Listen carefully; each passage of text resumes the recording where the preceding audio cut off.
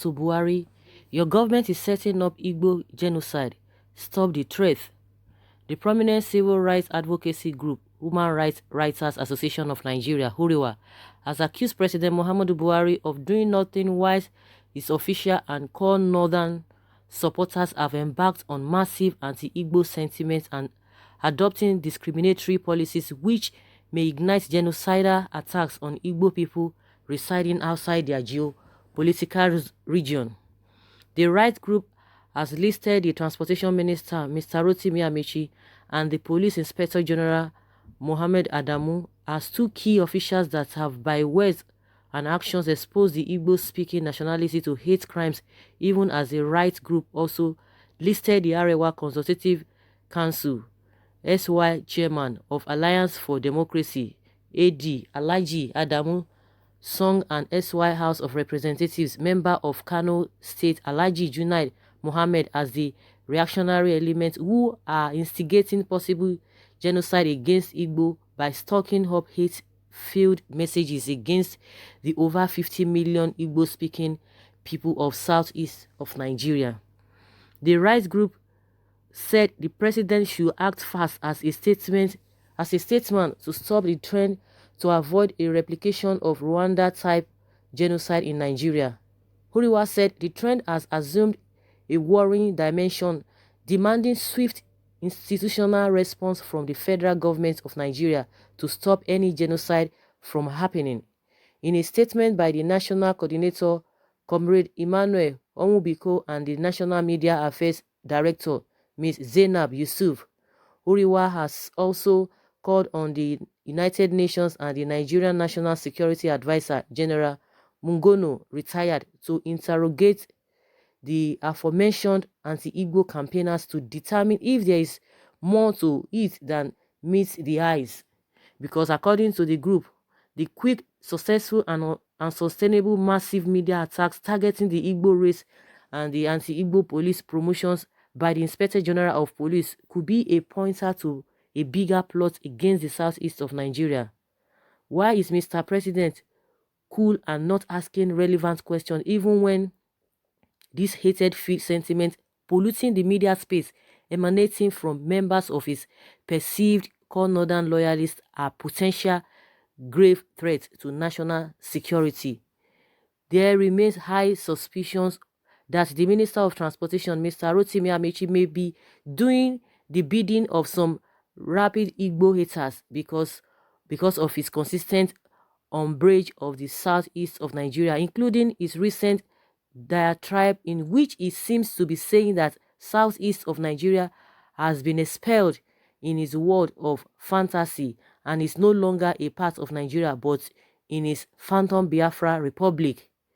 Why should a holder of a cabinet level office be heard saying that the Transportation University is to be built in Daura because Daura is not in Biafra, Mali or Nigeria? Mr. President should be worried about two possibilities derivable from his diarrhea of the mouth unleashed against southeast of Nigeria by Rotimi Amechi, and these are as follows.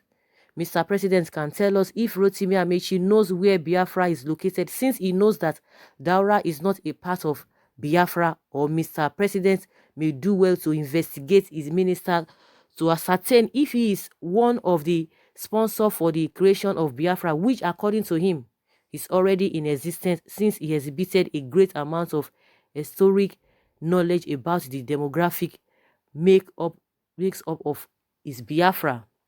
Secondly, Mr. President should find out if Rotimi Amechi's outburst is meant to provoke a Rwanda-type genocide against millions of Igbo people who live and do their legitimate business in the north of Nigeria, living side by side in peace with their northern hosts and brethren, and the Igbo nationality who in the last 2 decades have suffered all kinds of violence and killings by some religious fanatics as any slightest provocation, including the slaughter of the 74-year-old woman trader in Kano State some few years back, in which the Kano State governor set the killers free.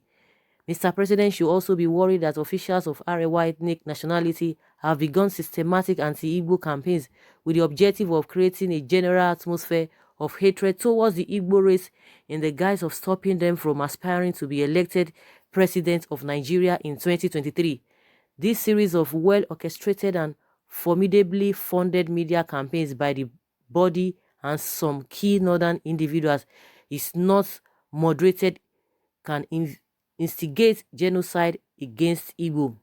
Again, in the midst of all the media attacks, the Inspector General of Police, Mohammed Adamu, then took the fight against the southeast of Nigeria, or Indigbo, to a strange dimension by denying the southeast of Nigeria of equity and equality in the upgrading of police commissioners, in what appears to be a continuation of the divergent levels of targeted anti-Igbo sentiment that are brewing in the north. The president must note that the skewed promotions by the IGP against the Igbo offends the federal character principle of the Constitution in Section 14 of 3 and is discriminatory, which is against Section 42 of the Nigerian Constitution as follows. Section 14, 3 states, the composition of the government of the federal of any of its agencies and the conduct of its affairs shall be carried out in such a manner as to reflect the federal character of Nigeria and the need to promote national unity and also to command national loyalty, thereby ensuring that there shall be no predominance of persons from a few states or from a few ethnic or other sectional groups in that government or in any of its agencies. Section 42 states, 1. A citizen of Nigeria of a particular community, ethnic group, place of origin, sex, religion, or political opinion shall not by reason only that he is such a person, a. be subjected either expressly by or in the practical application of any law in force in Nigeria or any executive or administrative action of the government to disabilities or restrictions to which citizens of Nigeria of other communities, ethnic groups, places of origin, sex, religions, or political opinions are not made subject, or b.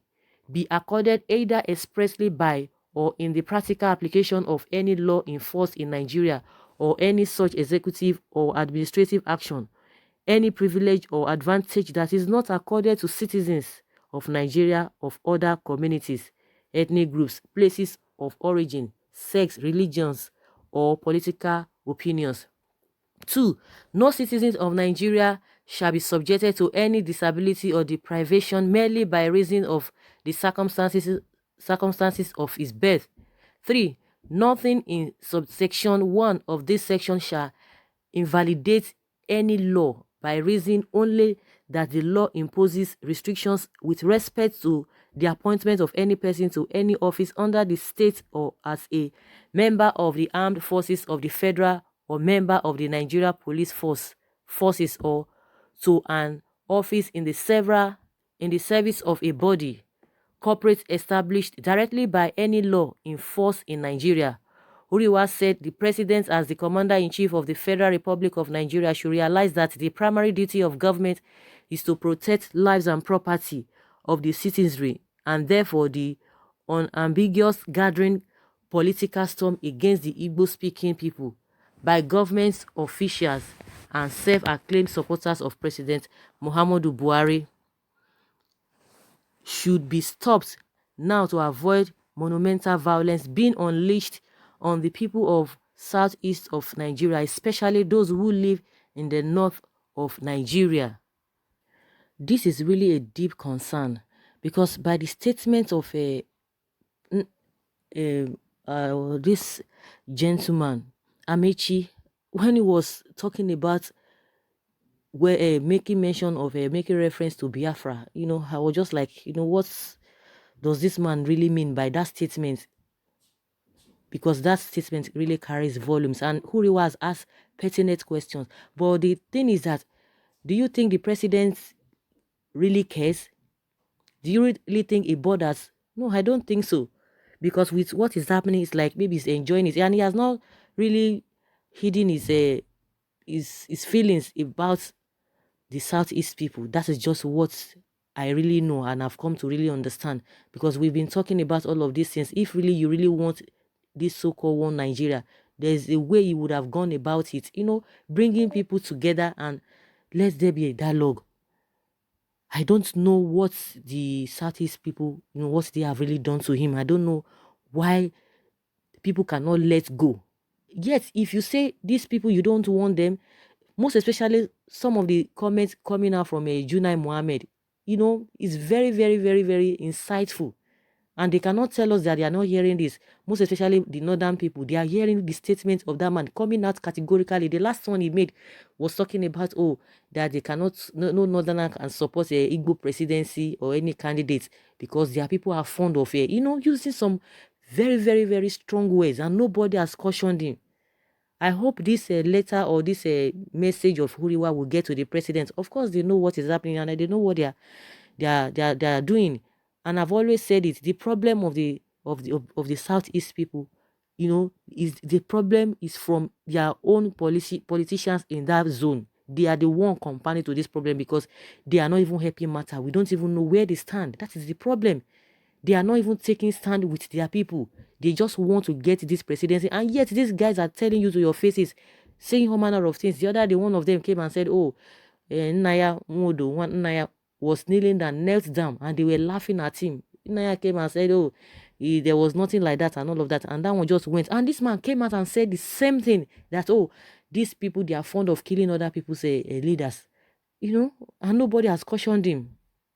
It's really, really a serious matter and question that Huriwa has really put before the president, and let them answer the question. But unfortunate thing is that even Amechi that was making that statement, I think he needs to really explain what he meant by using that word when he was talking about transportation university in Daura, that it's not located in Biafra, it's not located in Niger Republic, and so on. I think that man needs to call to order. Someone say, man proposes, God disposes. No weapon fashioned against the Igbo shall prosper. Just be speaking English. Don't join in Biafra struggle. You think this thing called Nigeria and Nigerians like you any bit until Igbo leader rise up to do the needful. That's just what's the comments some people can really make. Why can't the Igbos go to court and stop the police from going on with the promotion? The second term of Buhari is to fight Igbos. We have seen it by his actions, policy, and others. So guys, I'll leave your comments below. Let's hear your own take concerning what Huriwa has asked the president. Thank you very much. Bye.